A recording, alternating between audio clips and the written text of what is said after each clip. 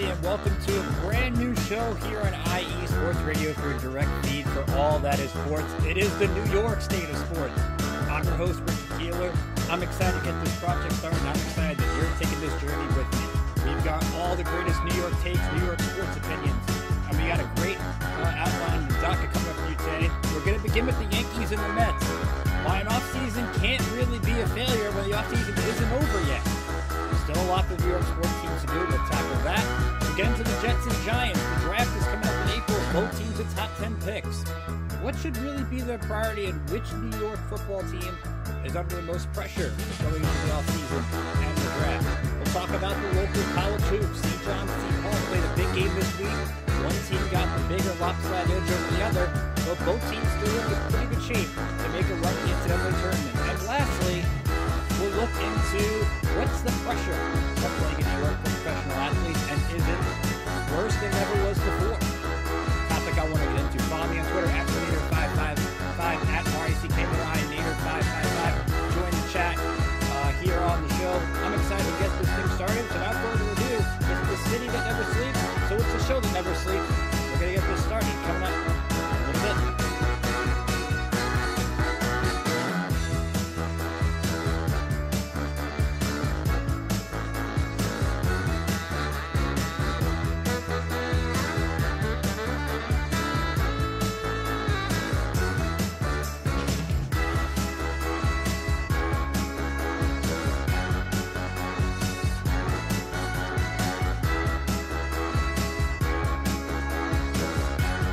About myself before we get the show officially started.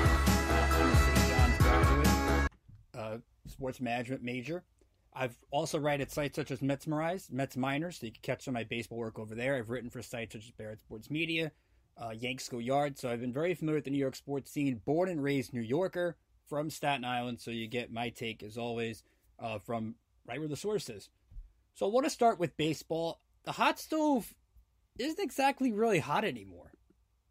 We got the signing with Shohei Ohtani to the Dodgers, Yamamoto to the Dodgers, and of course the Yankees made the big Juan Soto trade. But the problem that baseball has is the offseason is so slow. In life, we want to just react to everything quick, right? There has to be something instant. It's got to be a hot take. You're expecting me to give hot takes on this show. But sometimes you have to wait for things to develop. And I was looking at what Ken Rosenthal was talking about, where he said there was about 175 free agents still on the board in baseball. That's insane. You have sports such as basketball where everybody signs in a week, and then we don't really talk about free agency or the sport in general until training camp. Same thing with football. You get free agency like the first couple of weeks in March, and then the sport kind of goes slower until the draft. Hockey, I think, is kind of the same way. But baseball just drags on, and someone say, hey, that's good. More talk for the sport. But when there's nothing really going on, it's like if the tree falls in the forest and nobody hears it, does it make a sound? And it kind of holds true for the Yankees and the Mets in terms of how can we fully evaluate their off seasons when the complete picture hasn't happened yet. For example, you look at the Yankees. They go out and make the big trade for Juan Soto. Helps their outfield tremendously, helps their lineup tremendously. And I think this team is going to get a big boost offensively just from the return of Anthony Rizzo, DJ LeMahieu being healthy. We'll see what Giancarlo Stanton gives them. The Yankees didn't really need to do much with their offense outside of adding Soto, because they really just need that 1B behind Aaron Judge. If Judge is fully healthy, there's not really much you have to change with this offense.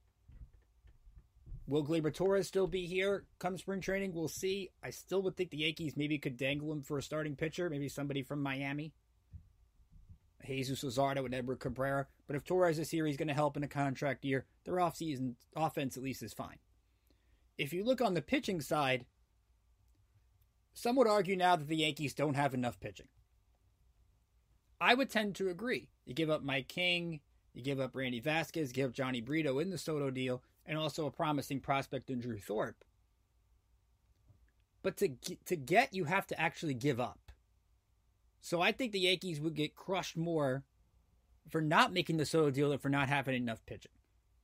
which leads into the Marcus Stroman signing, which has been officially announced, going to be introduced to the media on Zoom after this show. Ironically, Brian Cashman will also be talking to the media today. And the Stroman signing was weird. It's a 2-year deal. There is a little bit of a love-hate relationship with Marcus Stroman and the Yankees. You remember when he was traded to the Mets, there was reports or rumors that he wanted to be a Yankee, and Brian Cashman kind of said he's not really our kind of guy for the postseason. That made him angry. He's also been known to block a lot of you guys out there on social media for criticizing him. So he's a guy that doesn't really take kind of criticism.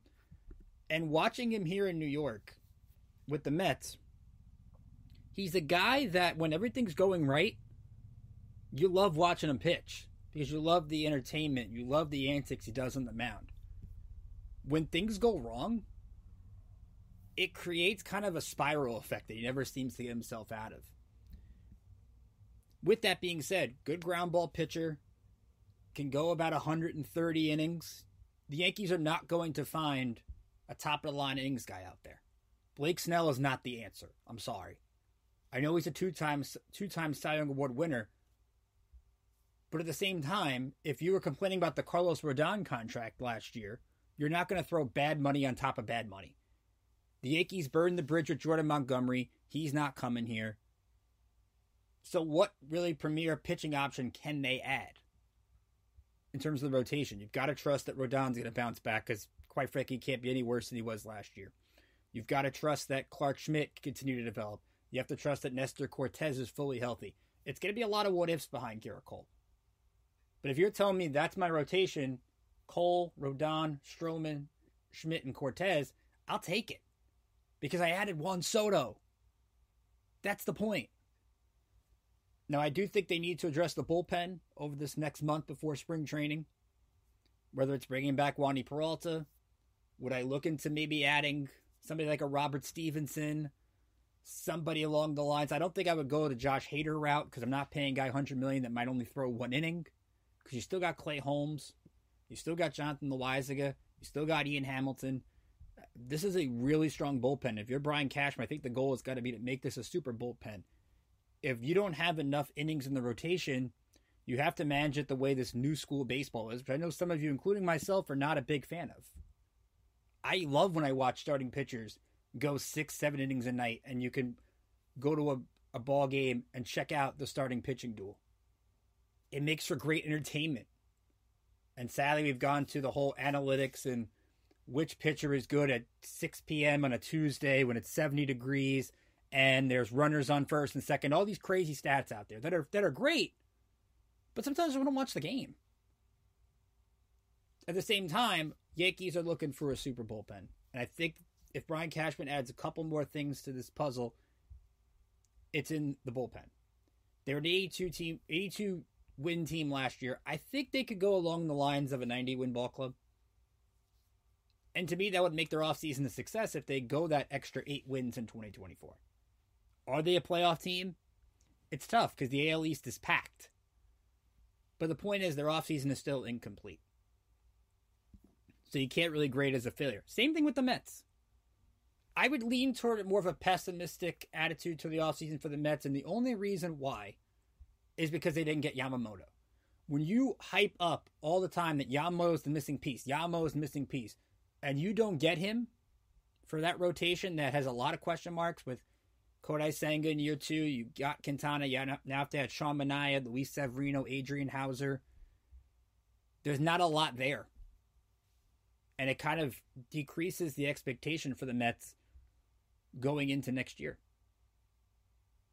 So you have to take a wait-and-see approach for David Stearns. Coming over from the Milwaukee Brewers, their former guy in the front office. Stearns is not a guy that's going to go out there and spend the money right away because Steve Cohen has to make up for paying the Max Scherzer deal, paying the Justin Verlander deal. You're not going to see the Mets get aggressive this offseason because, quite frankly, there wasn't a lot to get aggressive for. Like, they're a team now that's focused on rebuilding the farm system, stabilizing their internal pitching, and trying to get into contention for 2025 when the free agent crop is a lot better. They'll still compete for a playoff spot. This is a good lineup that just needs that extra bat. Whether it's JD Martinez, whether it's Justin Turner, whether it's Jorge Soler, They just have to find another bat in that lineup. If they do that, they instantly become better, because last year they were filling the DH spots with the likes of Dan Vogelbach. Instantly you can upgrade there. And I also disagree with Met fans out there who think that adding ex-Yankees is the worst. First off, I don't think in the Steve Cohen, Hal Steinbrenner regimes that the Mets and Yankees are once rivals like they were with the Wilpons and Hal's dad, George. And when you look at what the Mets and what David Stearns is prioritizing this winter, he wants guys that can play in New York. He gets the former Yankee bench coach in Carlos Mendoza, who's been a guy who's interviewed for managerial jobs before. He gets a guy in Luis Severino who at times embraced the pressure of being in New York. At times showed flashes of brilliance when he wasn't tipping pitches and he wasn't getting injured. So why can't he repeat something close to that this year? Also being motivated to get that next contract. You add Harrison Bader, a local guy, loves playing in New York, shined in the postseason 2 years ago. Good defense out in center field. Now you put Nimmo out in the corner outfield spot where he's a lot better defensively than he is in center.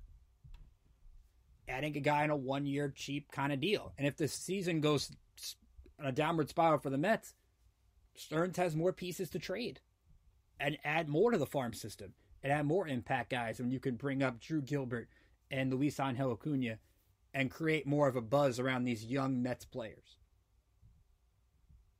Yes, is it not the offseason that every New York fan wants? They want you to take out the checkbook. They want you to spend all this crazy amounts of money.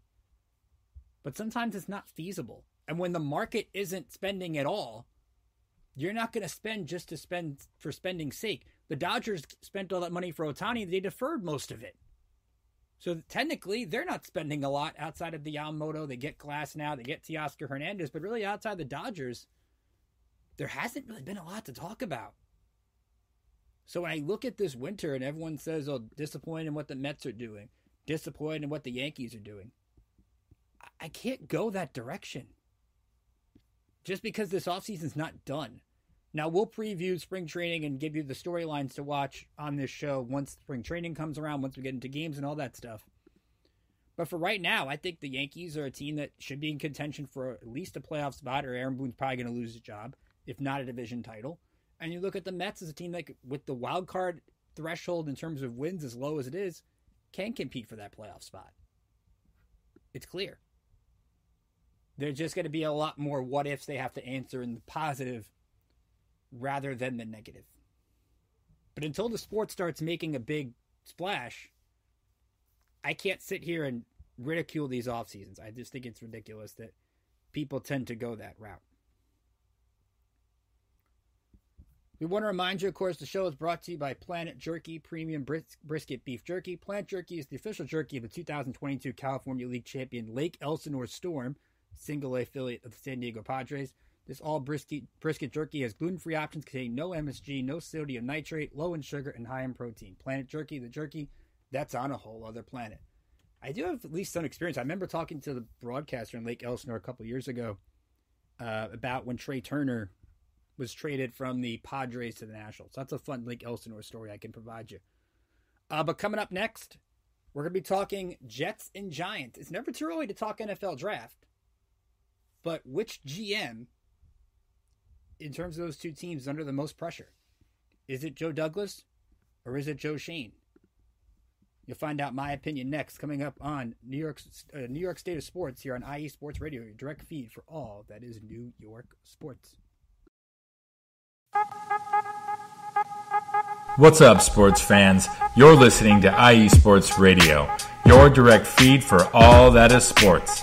I'm your favorite West Coast Wisconsinite, Bernie Bango, and if you're a cheesehead, come listen to my show, Big Cheese Sports, where we road trip around America's Dairyland, previewing, reviewing, predicting, debating, and digging into all that is Wisconsin sports at the college and pro levels. Join me on IE Sports Radio, Sundays at 1 p.m. Central Standard. Bernie out.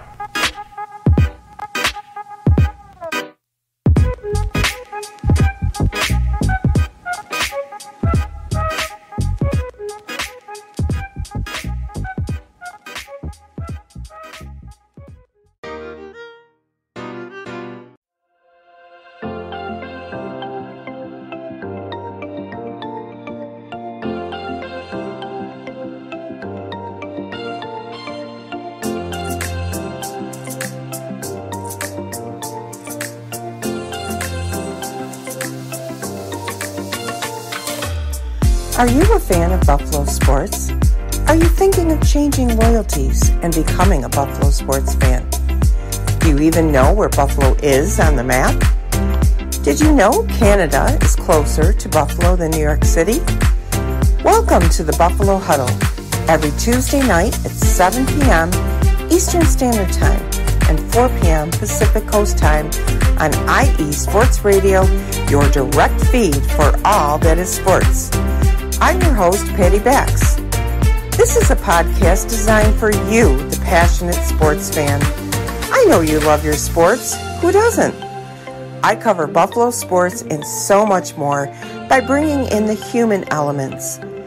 I call it Buffalo Sports with a Twist. Join me as we take a journey into the world of Buffalo sports. I guarantee you'll fall in love with Buffalo just like I did. Each week we start with an inspiration, question of the day, a Buffalo fun fact, and our weekly challenge to you, the listener. Come huddle up with me every Tuesday at 7 p.m. Eastern Standard Time and 4 p.m. Pacific Coast Time for the Buffalo Huddle with Patty Bax on IE Sports Radio, your direct feed for all that is sports. As we say in Buffalo, go Bills!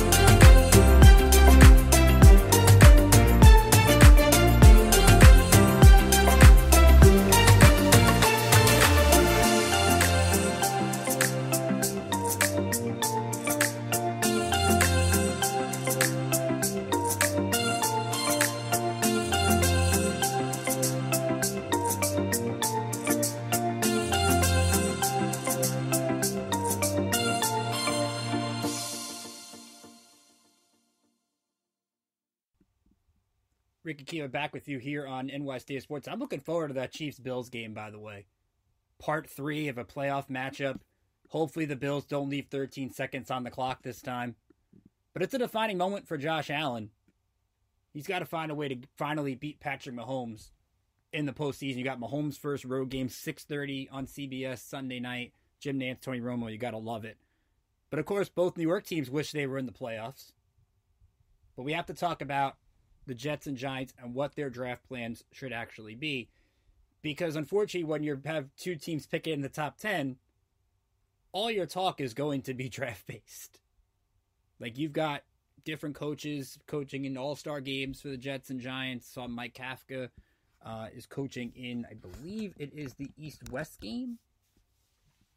And Jeff Ulbrich, the defensive coordinator, is coaching in the East-West Shrine games. You do have those all-star games to look forward to coming up in the next couple weeks. NFL Network usually airs them. They're great. But I want to get into a couple different things involving the Jets Giants and what their draft strategy should be.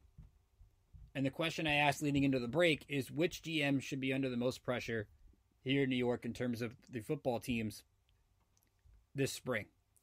And I think the answer clearly is Joe Douglas. You talk about a guy that brought in Aaron Rodgers, who was going to fix every problem they had. And he gets hurt 4 plays into the season, and the Jets seem ill-prepared. They did not have a backup quarterback on the roster. They trusted in Zach Wilson, which every New York fan could tell you that was a mistake. They did not really help the offensive line. And Joe Douglas, when he was brought in to be the general manager, was brought in to fix the offensive line. So you're talking about a guy that really hasn't lived up to what he was signed up to do. He did draft Breece Hall. He did draft Garrett Wilson. So the Jets do have the skill position players they need. Maybe you add a tight end, like maybe Brock Bowers out of Georgia would be a good fit if they already land him in the draft. But they need to fix everything from the trenches going back toward the quarterback. Because Aaron Rodgers is going to be quarterback this year for the Jets, because they have to see this experiment work. Because right now it's a colossal failure. You have to imagine, if you're Aaron Rodgers, you were hoping to be playing on divisional weekend this year. That the Jets would, dare I say, have a home game if everything went well. And instead, Aaron Rodgers is sitting on his couch watching Jordan Love win a playoff game in Dallas. You have to imagine the disappointment, whether he's happy for Jordan Love or not, to be sitting at home now wondering what could have been. So if you're Joe Douglas, you have to fix what's going on because it's no excuse that Aaron Rodgers got hurt. You look at the Cleveland Browns, they're using 5 quarterbacks and making the playoffs. You had Joe Flacco in your building and Joe Flacco couldn't perform like that. Joe Flacco was showing signs of the 2008 Ravens. I was expecting Torrey Smith or something to pop out of thin air the way he was playing. But you're telling me that you couldn't get that in New York? When you bring in his offensive coordinator, Nate Hackett from Green Bay, and Hackett really doesn't do anything for Wilson. Zach Wilson hurt himself, don't get me wrong. But you put in Tim Boyle and Trevor Siemian and all these things, and you can't get any semblance of a functioning offense. The offense has to be a priority in the draft, but I think it's got to be a tackle. I mean, you could argue the Jets should look to draft one of these quarterbacks, but remember the last time an Aaron Rodgers team tried to prepare for the future and draft a quarterback and how upset that he got for it? He didn't exactly love the Jordan Love pick. So if you go and let's say you trade down and take a Michael Penix or a J.J. McCarthy or a Bo Nix or something like that, he's not going to be a big fan of that because he wants to win.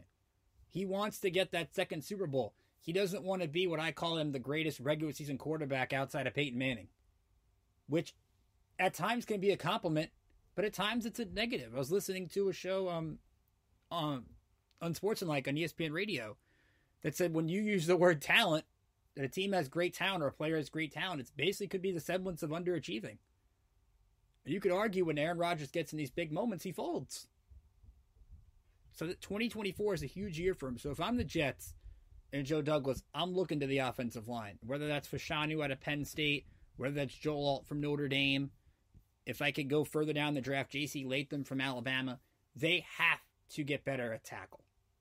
They have to get better to protect Aaron Rodgers on the offensive line, and then find the ways to kind of piece together, add a couple things here on defense, even though their defense is pretty good.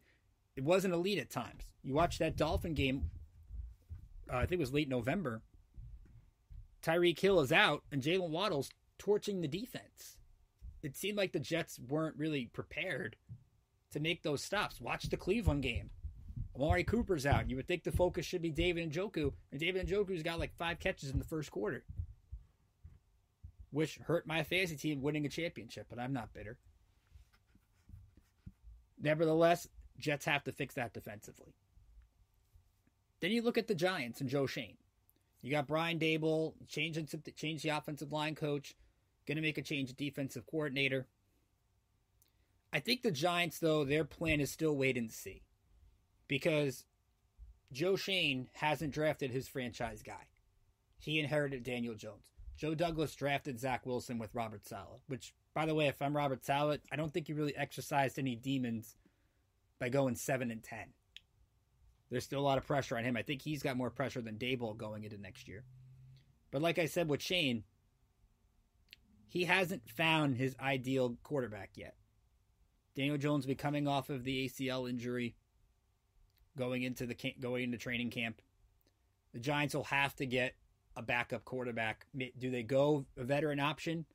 Tyrod Taylor did some good things for them. Do they try to bring him back? You've got Tommy DeVito, showed flashes. And then he also showed entertainment spots in the local New Jersey area, but it was a fun story to follow. But if I'm looking at the Giants pick, and they, I think, have 2 options where they could go at 6. Both have to be offense. There was a cool stat. I saw Joe Marino tweet last week. The Giants were tied for the league lead in takeaways and had a turnover differential plus 12. So, and the Giants only won 6 games. That's an insane stat. So there is talent there. But I think they have to take this draft and focus the offensive side of the ball.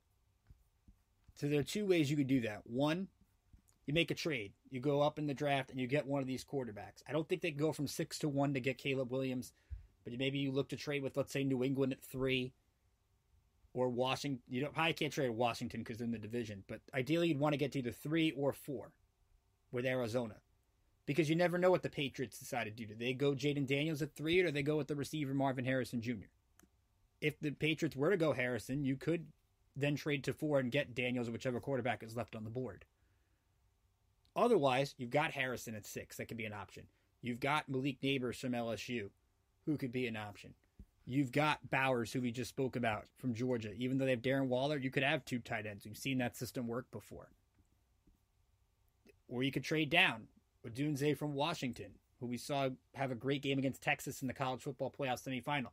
The point is, when you look at the Giants, they have to get better skill position players. Jalen Hyatt did not have the rookie season people expected. He could have a breakout year in year 2. But outside of Darren Waller and Saquon Barkley, and that's going to be a question the Giants have to answer, is what do they do with Barkley's contract situation? How do they keep him happy? Even though they were able to figure out some kind of a solution last year. You wonder, though, can this team pay him long term? Do the Giants have a core on offense set up? They've kind of fixed things along the offensive line, and I think adding Brasillo, the coach from Vegas, who has experienced Daboll, is going to help things. But the difference is the Jets have to look at the trenches before they can look at the skill position. The Giants, I think, with Andrew Thomas and a couple of the guys they've drafted, still need some offensive line help, but now they need to look at the skill positions. I need to see how they can help Daniel Jones, whoever the quarterback is going to be here. If they do that in a division that all of a sudden looks winnable, guys, or it looks like they could contend, because Dallas is a mess. They somehow keep Mike McCarthy. I don't know how I get it. You win 12 games 3 straight years in the regular season, but you flop in the playoffs every year. So that situation's a mess with McCarthy looking to be a lame duck coach. And who knows what the heck's going on in Philadelphia with Nick Sirianni. Yes, you change both coordinators. You make Matt Patricia a defensive coordinator, which I would partially question because Matt Patricia was the same defensive coordinator the Eagles scored a ton of points on in their Super Bowl win against New England. Is that the answer? And you've got Washington with a new coach, a new GM, and picking second in the draft. So I'm not going to sit here and say the Giants could win the NFC East next year. But at least with the division having so many question marks, the Giants, all of a sudden, their NFC East contending chances look a little bit better because they look the most stable. Stability in organization is always key. I know there was the infighting rumors with Daboll and Martindale and all that stuff. They've gotten that out of the way. There is pressure on Daboll, but I don't think he's on a hot seat firing kind of thing because they play for this guy. Brian Daboll brings that passion on the sideline that you like, the energy that you like. And now it's about figuring out how to get explosive on offense. Most of these teams, you look at the playoffs, have the big explosive play factor. C.J. Stroud in Houston gets the ball downfield, Nico Collins. You got Baker Mayfield and his ability to get to Mike Evans and Chris Godwin. Jared Goff with Amon-Ra St. Brown and Sam Laporta.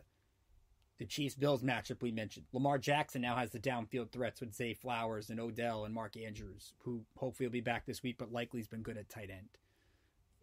The Niners with all the weapons they have, and Samuel and Kittle and Ayuk. Green Bay, even with a banged-up Christian Watson, they've had Romeo Doubs step up. Like, you've got the downfield threats across the board. There's none of that ground and pound kind of team.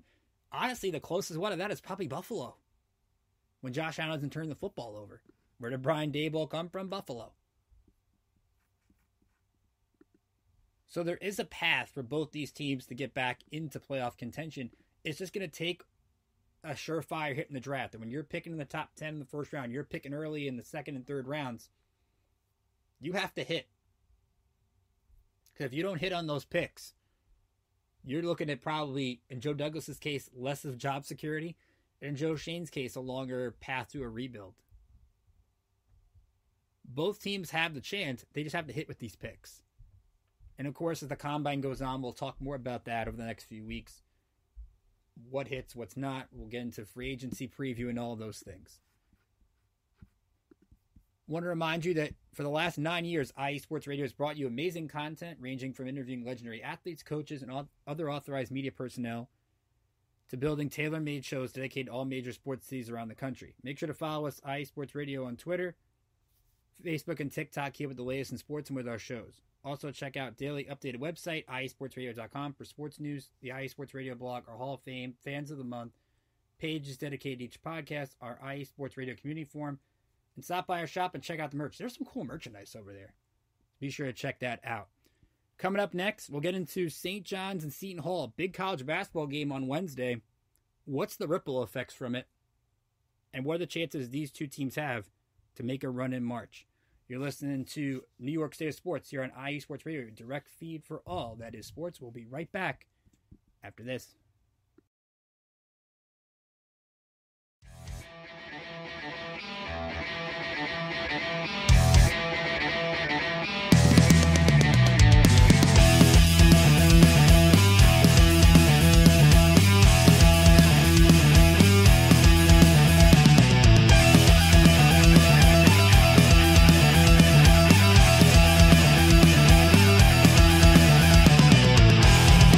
It's IE Sports Radio.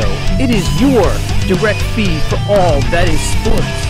It is Philly Sports Talk with Cash and Chris every Tuesday night right here on IE Sports Radio, your direct feed for all that is sports. Philly Sports Talk with Cash and Chris is the most comprehensive view on Philadelphia sports exclusively right here on IE Sports Radio. You know what it is, your direct feed for all that is sports. Tuesday night, IE Sports Radio, Philly Sports Talk with Cash and Chris.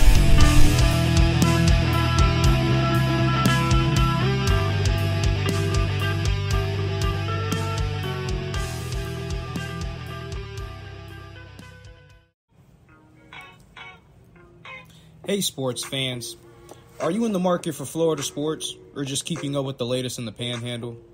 Palm Tree Sports is a dedicated audio hub to all things sports in the Sunshine State. We cover current events, big news, heavily favored opinions all across the NFL, NBA, MLB, and so much more. So come check us out every Saturday evening at 6 p.m. Eastern Standard Time. For a down south education on Florida sports and athletics, it's hosted by yours truly, Corey Pujols, and is powered by IE Sports Radio, your direct feed for all that is sports.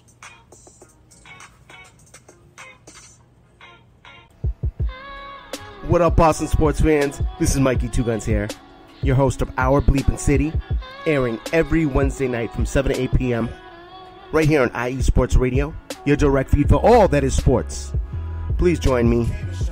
We'll talk everything Boston sports, all the local teams, college teams. I'm even down to talk MMA, boxing, whatever you guys want. So join me every Wednesday night, 7 to 8 p.m. Chime in with your questions on the chat, tweet the show. We'll even have call-ins. I can't wait to hear from you guys. This is going to be a lot of fun.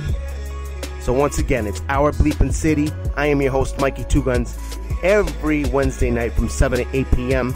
right here on IE Sports Radio, your direct feed for all that is sports. See you soon, people.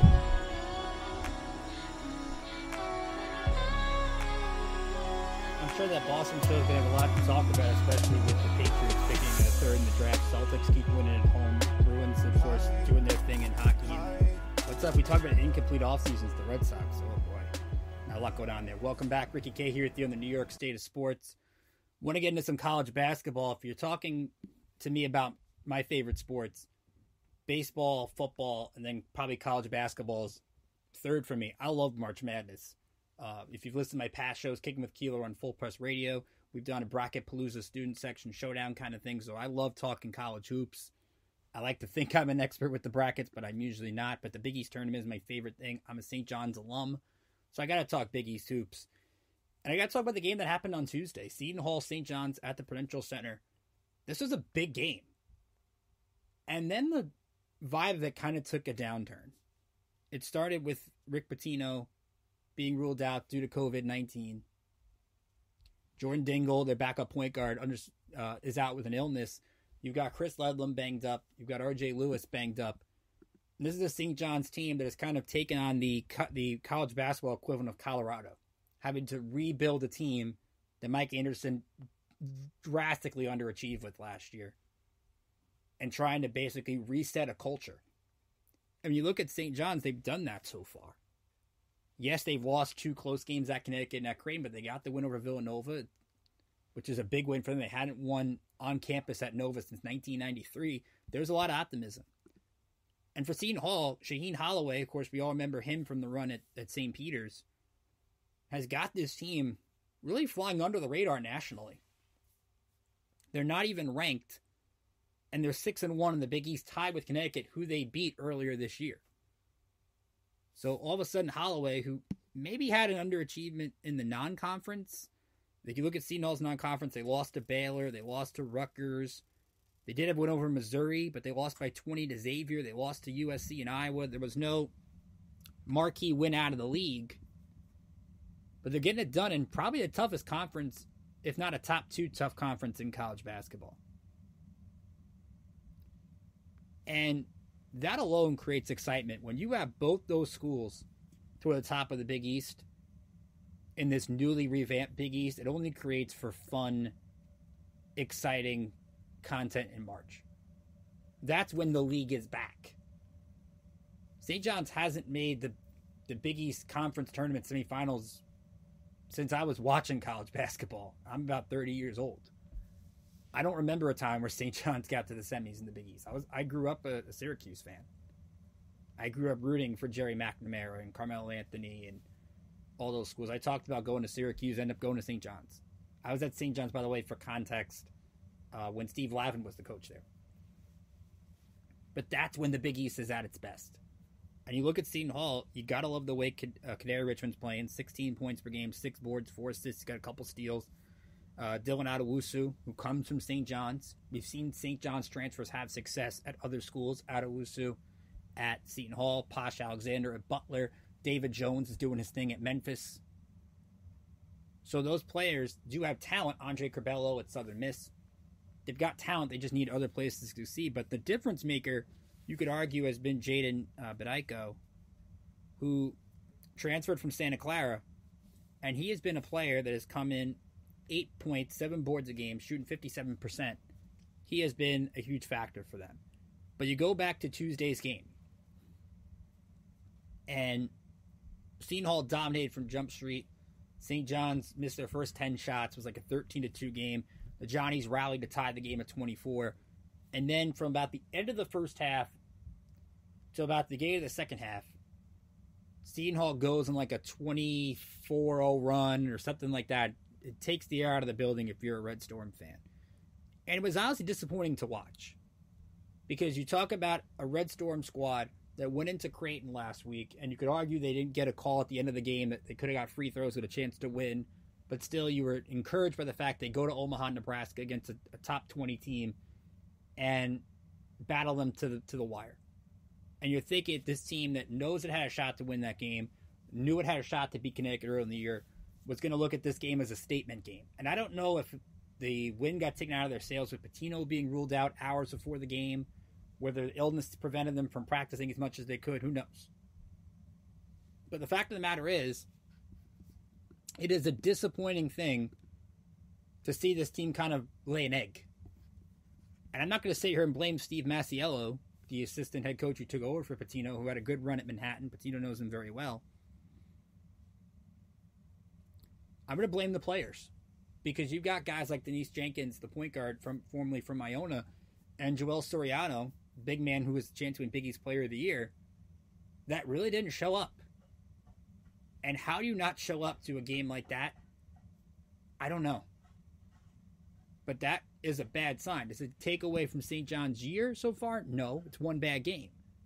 But it puts the pressure on them going into a big Saturday noon tip against Marquette at the Garden in a game they have to win.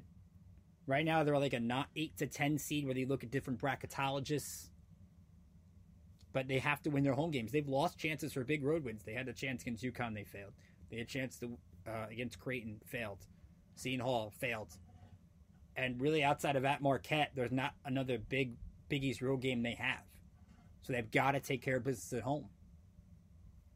And the Garden can be a good home court. Rick Pitino has argued that it needs to be a better home court. You've seen him petition the league next year to play UConn at Carnesecca Arena, which I love that they want to go for that on-campus feel.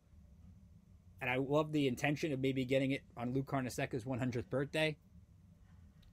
But they have to revamp those facilities if they want to make Carnesecca a legit home court advantage. Because I was in school there, and I went to a Steve Lavin game in St. Bonaventure and watched Andrew Nicholson beat the Johnnies in that ball game. And to me, that didn't feel like a home court advantage in the least.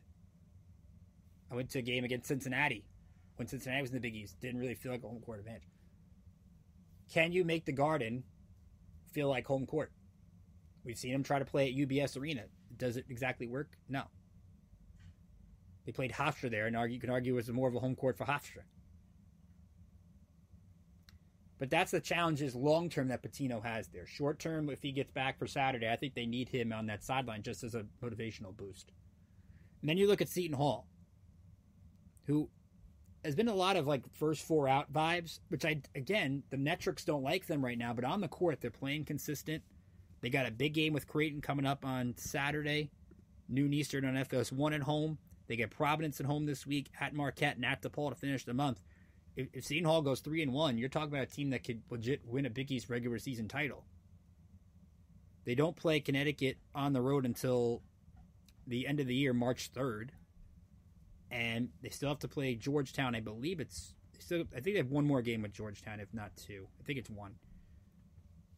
Like St. John's has to get through the meat of their schedule because the back of their schedule is severely light. But I'm looking forward to the rematch of this game, February 18th, 5 p.m. Now, this game, I believe, is also at UBS Arena. I wish this game was at Carnesecca or the Garden, but who knows with the Knicks and Rangers schedules what's going on with that. But Seton Hall St. John's needs to be in New York. Well, at least in New York City or Queens. I don't get the Long Island thing. I get trying to establish another home court. You saw St. John's play at Barclays earlier this year. But can they make another arena their home? That's tough to tell. But right now, you look at the Big East, and Seton Hall's up top. The number one team in the country is Connecticut. They're deep. They're loaded. Dan Hurley's got a heck of a squad. If you watch that game against Creighton on Wednesday night, held them to 48 points. Tristan Newton's really good at the guard position. They don't even have Klingon right now, who's been out for the last few weeks with an injury. But they just seem to find different ways. Cam Spencer, the transfer from Rutgers, is doing his thing. Caravan down low. I can't wait for that first Saturday in February, UConn St. John's at the Garden. It's going to be really fun, electric atmosphere. Hurley and Pitino don't like each other. I don't think both fan bases like each other. St. John's feels like they should have won that game back in late December. That game is going to provide the buzz that college basketball here in the city needs. Because when both these local teams are doing their thing, you're going to get more talk like this on podcasts and local talk radio and all those shows. But how they get to that point will be something that we'll follow for the next couple of months. We'll save the professional basketball for next week. I want to kind of dive next week into Knicks and Nets and trade deadline things and all-star stuff and what both those teams can do going forward. But coming up next, as we'll wrap up the show, I want to get into a different New York sports topic. Talking about the pressures of being a New York sports athlete. Is it harder to play in New York now than it was 15, 20 years ago? It's a topic I've thought about. It's a topic I've seen discussed on some shows. But what are really the pressures of playing in New York as a pro athlete? We'll wrap up this first episode of New York State of Sports coming up after this.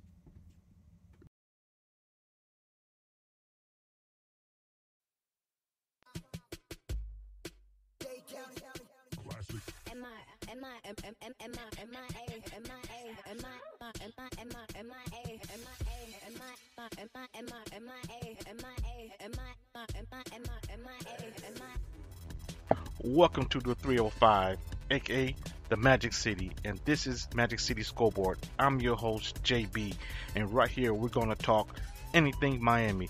Miami Dolphins, Miami Heat, Miami Hurricanes, Marlins, Panthers, Inter Miami, and even high school football. So join me once a week right here on Magic City Scoreboard on IE Sports Radio, your direct feed to all that is sports.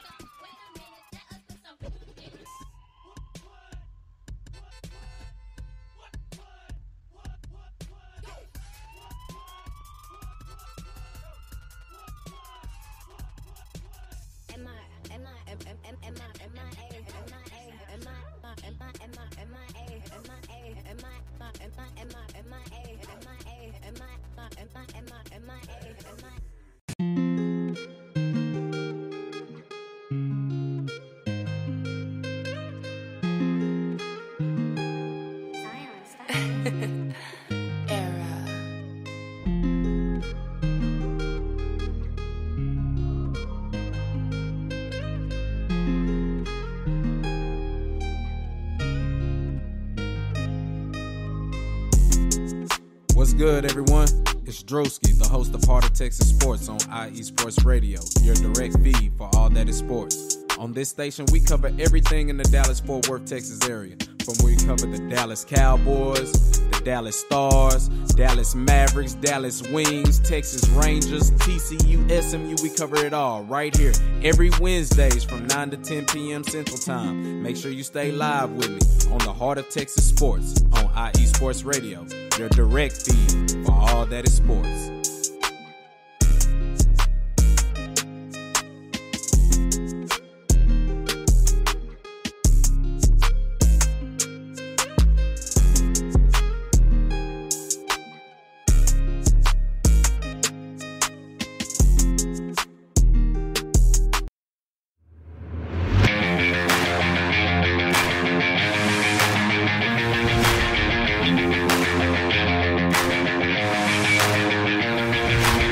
What's happening, sports fans?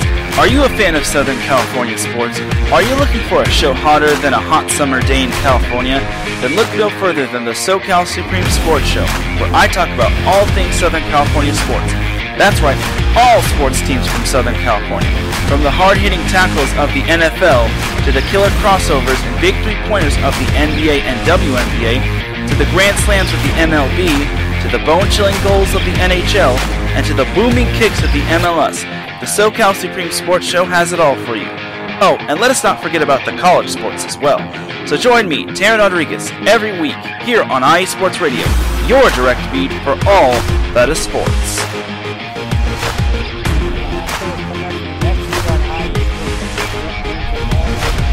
3 p.m. Eastern.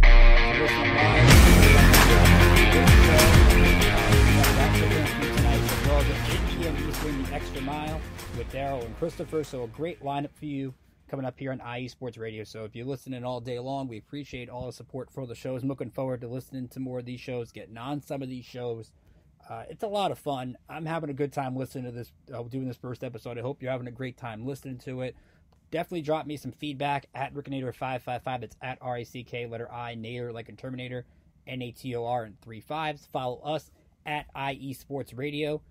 And you can also find us on Apple, Spotify, iHeartRadio, Google Podcasts, YouTube. Anywhere you're looking for podcasts, you're going to find these shows. And it's been a lot of fun to do them. So I want to wrap up this week's show, this intro episode, by looking at the pressures of being in New York sports. You look at being in New York, and there's so much media, whether it's newspapers, blogs, podcasts like these, Twitter Spaces, or X Spaces. I still call it Twitter. I don't call it X. That the microscope is larger, and the question when you're a New York team and you're looking to add premium talent, is it easier or harder than it was years ago? I would argue that it's harder, because social media, I think, has made it more difficult and more stressful for athletes.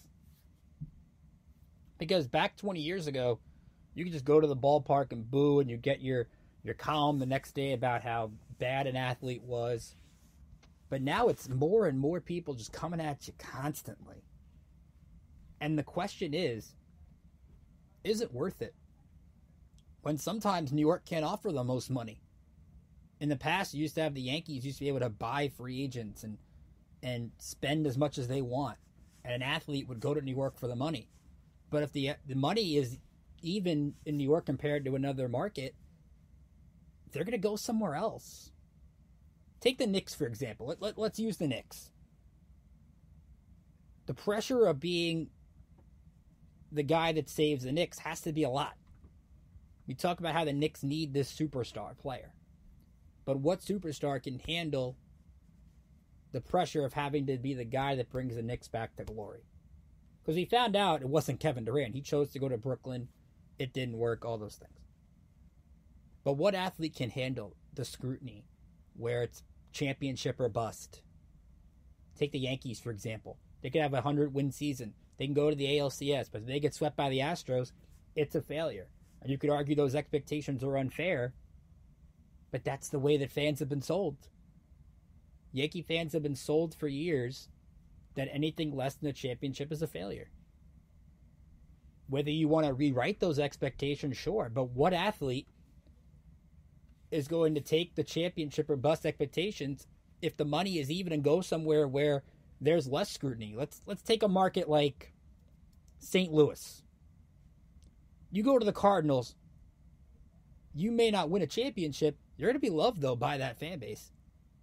That fan base is not going to be as hard on you if you fail as if you are in New York. Aaron Judge was booed. Derek Jeter's been booed. Mariano Rivera's been booed. And do you really want to handle that? I get that's what comes with the territory. That's what comes with the fame.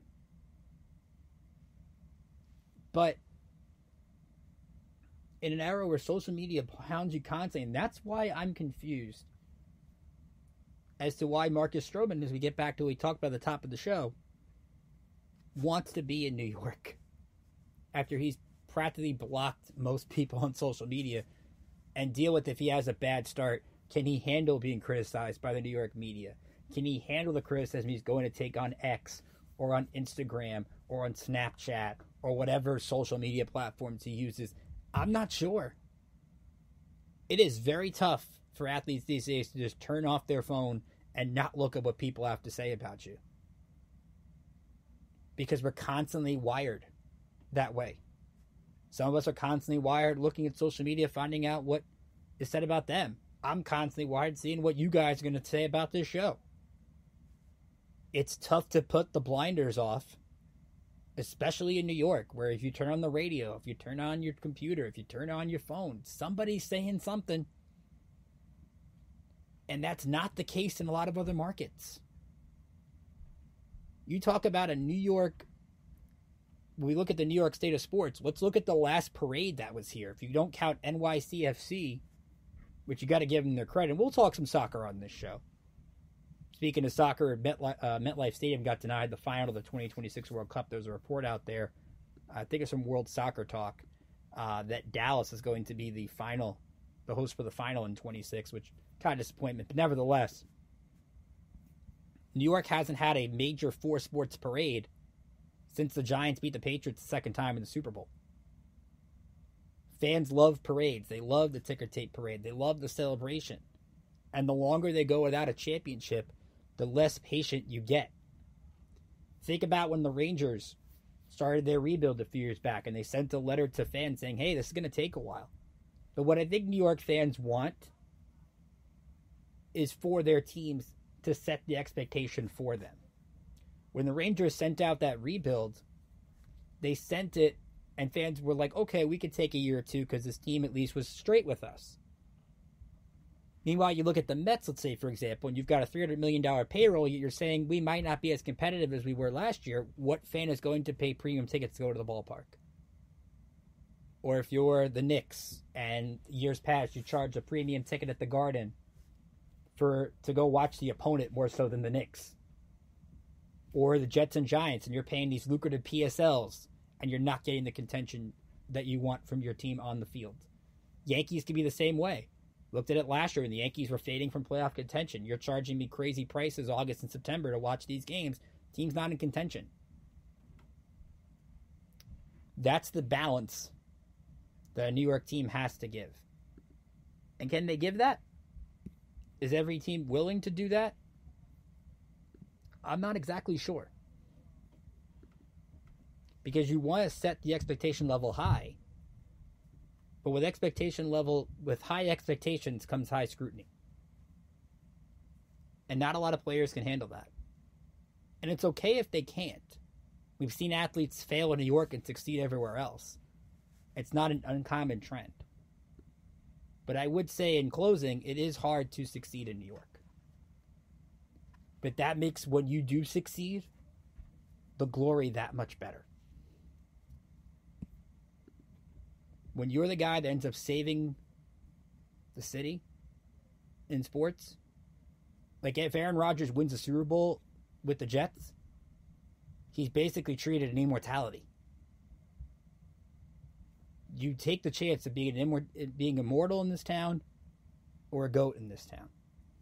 And not the greatest of all time kind of GOAT. But it remains to be seen. Coming up next week, we will be talking Hall of Fame voting. That is out. We'll have the results. I'll get in my thoughts on that as well. The Mets honoring Dwight Gooden and Darryl Strawberry. We'll do some of that. Knicks and Nets. We'll dive in more basketball next week. We'll also do some more hockey between the Rangers, Devils, and Islanders. A lot going on.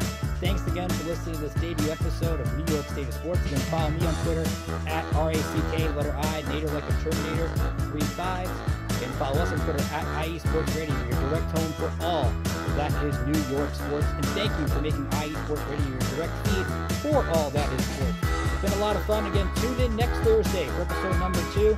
I hope you've enjoyed this. I hope you enjoyed the journey and you'll be taking with me over the next weeks and months and all the fun that happens with being in New York. It's the city never sleeps, so let's make it the sports talk. It never sleeps. Coming up next at the top of the hour, it is the SoCal Supreme Sports Show with Terry Rodriguez. So stay tuned for that. Until next week, this is Mr. Keeler saying have a great rest of your week. Stay warm because the snow's coming. Stay safe.